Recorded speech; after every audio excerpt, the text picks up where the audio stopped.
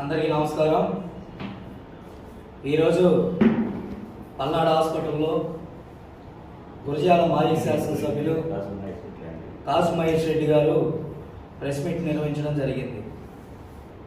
అగ్రవర్ణాలను ఏదో బీసీలు మూకమ్మడిగా దాడి చేశారని పెద్ద వేదాలు వలుతున్నారు ఈ కాసు మహేష్ రెడ్డి గారు. ఏమండి మహేష్ రెడ్డి గారు, గత మీ ప్రభుత్వ హయాంలో మా బీసీలని 11 మందిని చంపింది మీరు కాదా? 8 మంది మీ అక్రమ మైనింగ్ గుంతల్లో పడి చనిపోతే మీరేమైనా పరామర్శించారా? ఇంకా అభివృద్ధి గురించి మాట్లాడితే నిన్న చూడబోతే సూపర్ 6 పథకాలు అంటున్నావు. 10 నెలల్లో ఎంత అభివృద్ధి చేశాడో రాష్ట్ర ప్రజలు ఇప్పుడు చూస్తున్నారు. ఇప్పుడు చూసినట్టయితే 4,000 రూపాయల పెన్షన్ మీ ప్రభుత్వంలో ఎన్ని విడతలుగా ఇచ్చారయ్యా? మా ప్రభుత్వం వచ్చిన వెంటనే 4,000 రూపాయల పెన్షన్ చేసిన ఘనత నారా చంద్రబాబు నాయుడు గారిది, ఎరపతినేని శ్రీనివాసరావు గారిది. తదుపరి 3 సిలిండర్ల గ్యాస్ సిలిండర్లు ప్రవేశపెట్టి ఈరోజు 2వ సిలిండర్ కూడా ఈరోజు ఇవ్వడానికి సిద్ధం కాబోతుంది. ఆ ఘనత కూడా మా నారా చంద్రబాబు నాయుడు గారిది, ఎరపతినేని శ్రీనివాసరావు గారిది. రేపో మాపో మహిళలకు ఉచిత బస్సు కూడా పెట్టబోతున్నారు.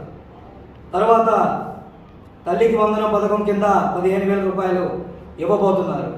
ఇటువంటి సంక్షేమ కార్యక్రమాలు మా గవర్నమెంట్లో చేసుకుంటూ పోతున్నాం. నువ్వు చేసిన గత ప్రభుత్వంలో అప్పులు కుప్పలు చూడబోతే రాష్ట్రాన్ని సర్వనాశనం చేసి, ఎక్కడ పట్టిన అరాచకాలు చేసి, అభివృద్ధి లేకుండా చేసి, అప్పులు పాలు చేసి, పోలవరం లేకుండా చేసి, రైతుల్ని సర్వనాశనం చేసి, విద్యార్థుల్ని సర్వనాశనం చేసి, వాళ్ళకి ఫీజు రియంబర్స్మెంట్ ఇవ్వకుండా, రైతుల్ని గిట్టుబాటు ధర లేకుండా ఇన్ని రకాలుగా ఇబ్బంది పెట్టింది మీ ప్రభుత్వం కాదా? ఈరోజు కాసు మహేష్ రెడ్డి గారు మాట్లాడి ఏదో అగ్రవర్ణాలను మా బీసీలు దారి కాచి కొట్టబోయారు, చంపబోయారు. దీన్ని పూర్తిగా ఖండిస్తున్నాం. మీరు ఇకపోతే రానున్న రోజుల్లో కూడా మీరు సంపాదించిన ఆస్తి మొత్తం నసరాపేటలో 100 కోట్లు బట్టి మాలు కట్టించింది మీరు కాదా? ఇక్కడ గురజాల నియోజకవర్గ ప్రజల డబ్బు తీసుకెళ్ళి మీరు కట్టించింది మీరు కాదా? ఇక్కడ సొమ్మంతా తీసుకెళ్ళి నసరాపేటలో అభివృద్ధి చేసుకుంటుంది మీరు కాదా? ఎక్కడో నువ్వు అక్కడి నుంచి వచ్చి ఒక వలస పక్షిలాగా ఇక్కడికి వచ్చి ఇక్కడ సంపాదన మొత్తం తీసుకెళ్ళి అక్కడ నువ్వు దాచిపెట్టుకుంది నువ్వు కాదా? ఈరోజు ఇలా మాట్లాడటం అనేది సరైన పద్ధతి కాదని హెచ్చరిస్తూ ఈ అవకాశం ఇచ్చిన ప్రజలందరికీ ధన్యవాదాలు. వాడిని ఊళ్ళోనే ఉన్నాయో అని ఒక కవింపు మాట్లాడుతున్నారంటే అది వాళ్ళ నుంచి వచ్చింది కాదు. ఈరోజు ప్రెస్ మీట్లో మీరు మాట్లాడుతున్నారని బట్టి మీ ఆదర్శంగా తీసుకొని వాళ్ళు మాట్లాడుతున్నారు అనేది ఈరోజు ప్రెస్ మీట్తో తెట్టతెగలం అయిపోయింది. ఇలాంటి నాయకులు పల్నాడులో వచ్చి రాజకీయాలు చేయాలనుకో నువ్వు ఇందాక నష్టపడ్డ నీ బుద్ధి, నీ ఆలోచన, నీ యొక్క ఆశయం మొత్తం కూడా నష్టపెట్టమే ఉంది. గురజాలని కావాలని వాడుకోవడానికి రావడం తప్పితే నీ మనసులో గురజాలు లేదనేది నీ బాటలోనే, నీ భాషలోనే అర్థమైపోతుంది.